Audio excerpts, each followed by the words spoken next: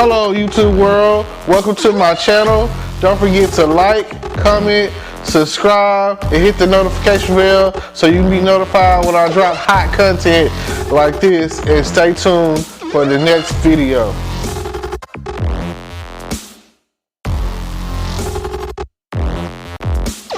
Hello podcast world, welcome to my channel. It's your boy Terrence Grundy, and I'm here to talk about dialogue. I'm here to talk about talking. Like, what are you talking about? It's half the time, this is what the question is. It's a lot of back and forth, and especially in relationships, especially in friendships. Like, you know, you meet someone and you're talking to them and you're always asking yourself, what are you talking about? Like, it's always unclear. There's always an underlying meaning or always an underlying message. You have to ask yourself half the time, what are you talking about?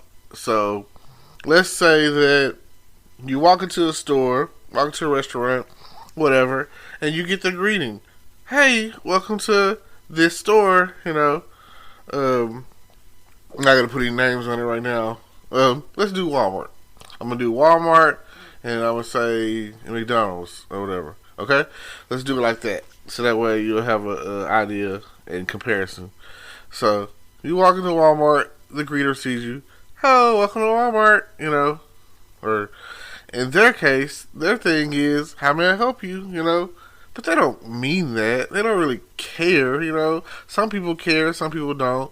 And you go along or whatever, and you're shopping, and you might be, you know, at whatever store. Let's say you're in the mall, you're JCPenney's or Dillard's or something, and they're like, you never want to come across the outlook of someone talking to you and being the pushy salesperson, you know, like they pushing up on you as they see you in the area or whatever, and that's what they're trying to do. So it's not their fault, you know, because in most cases or whatever,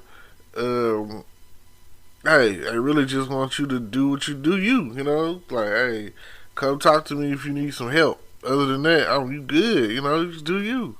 But that's not what they're taught. They're trained to push up on you and ask you to try the newest cologne or perfume or crap or whatever. Oh, would you like to buy this shirt? It's on sale. Oh, man, I think red is your color. Like, nobody want to hear that crap. You know, at the end of the day, nobody wants to hear that at all. No one wants to hear you. And that's the problem. No one's listening. No one is listening. Are you paying attention? Are you listening? Can you hear me? Can you hear me now? As it says for Verizon. And, you know, that right there in itself is what I am talking about.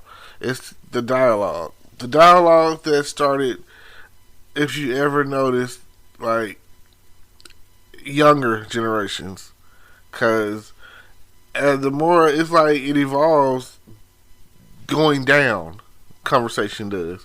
It doesn't evolve going up, because I mean, once you're taught how to talk to someone or respect, yes sir, yes, no sir, yes ma'am, no ma'am, you know, thank you very much, excuse me, all of that. When you're taught that, that's it. You know, these are the things that you know. That's what you program with. The younger generation is saying double words, like, oh man, that right there is good. It's good, you know, or it's hot, you know, or that's cap, or on guard, on my mama, you know what I'm saying? Like, these are the things that you're hearing them say, and I be thinking, like, what you talking about, you know? Like, where did you learn this? When did the world become so volatile, you know? When did it become the influence become to the point where these are the things we're saying, this is what we're talking about, but ain't nobody paying no attention though, because ain't nobody listening and nobody's talking about nothing. Like, what are you talking about? You know, that's what I'm always having to sit there and think to myself, and I have to analyze what young people do and be like, what, you know, asking myself, why are you like this, or what made you be like this, or why are you talking like that? You know, these are the things that I have to think about every day, all the time. Cause not even like I don't even. It's not even like cussing. Cause nowadays you really could be. I look at it like this: putting negative energy out into the world, to me, is a form of cussing. So if you're downing someone or degrading someone, calling them stupid, calling them idiot, could just calling them out their name. Like females greet each other with the B word, and they just be like, "B," saying about B, like. And I realized the other day after talking to one of my friends that's the norm. So the issue is, and here's something to think about. Nobody's tripping when you're calling each other the N word. Say my name, say my name. Nobody's tripping on that. But if you call him King, like, what's up, my king, you know what I'm saying? Or what's up, um, God, you know what I'm saying? Something royal or powerful or positive. Then it's like, why did you call me that? You know what I'm saying? It's like the positive is a negative. I don't understand. So it's like, um, back in the day when bad was good, or bad is good, or however you want to look at it, it's the same thing. I don't understand.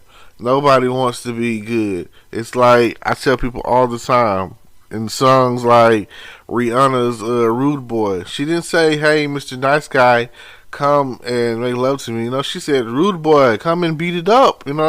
So like, what you talking about? I'm talking about the way things are depicted in society. Like, nobody cares is what the issue really is. It's like you talk to each other and you just don't really listen. You're not paying attention. You're not caring.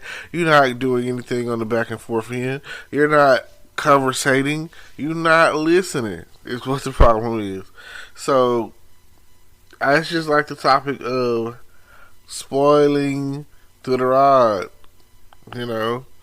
So you got that. It's just, that kind of just some people don't know what that means. It's like that's the conversation about whooping your kids. It's like talks about spoiling the ride. So some people don't believe in that anymore. I'm not gonna lie. I'm not a big fan of whooping my child. I'm not a fan of that. I mean, he's like finna be 13, so it's like, hey, 13 in a lot of places or whatever. That's manhood status. You're a full blown teenager now. A lot of things can happen. A lot of things like, hey, in Texas or whatever, they try people as an adult. So you are a man now. And the Jewish community or whatever, bar mitzvahs. I mean, a couple of years later, for the Hispanics or whatever, they have, for their daughters, they have quinceañeras, and for the rest of society, you have Sweet 16. I used to watch that on TV, MTV, and all that.